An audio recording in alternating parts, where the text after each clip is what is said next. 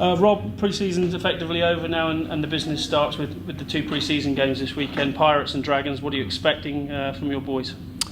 And what we've asked for them is obviously because we picked 2 teams, and obviously they'll be looking at the 2 sides and they'll be drawing all kinds of conclusions of how we selected things. And what I've actually said to the guys in both teams is don't make the mistake of worrying about anything else other than your individual performance and your individual intensity, because ultimately the team that we'll pick to play against Gloucester will be the 23 players who I believe are most ready to go and perform for 80 minutes in a very important Premiership game for us.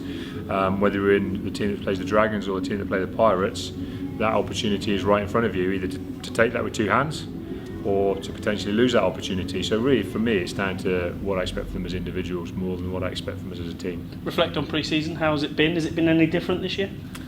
I mean, we run things pretty standardly. We've challenged them in a slightly different way in some of the training sessions, based on, as I say, some changes of intent and some changes of intensity during sessions. But that's more, as I say, to try and push our game on in a global sense rather than little technical things. There's 1 or 2 little tactical and technical things we've added, but nothing too much. I think we've focused more this pre-season on what are our strengths and trying to make them into really super strengths, and talked about ourselves far more than what we need to tinker with to try and get ourselves out of the odd scenario. Because the truth is we won an awful lot of games last season when we were really ourselves and when we really concentrated on performing at a high level doing what we did, and I think that's something that we've really tried to push through this pre-season. You can only do so much training. You need to get into games to really see how people are coping and getting the demands on their body, and that starts, as I say, this weekend. Yeah, I'm really looking forward to it. I think the way we train today, the 3rd day of this training week, which is really our last main training day.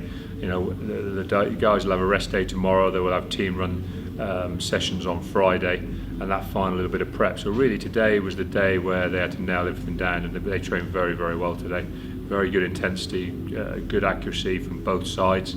Ali made mention to me afterwards, we need to not run this against ourselves to really see how it works, and that's where we are now. We need to run it against other people.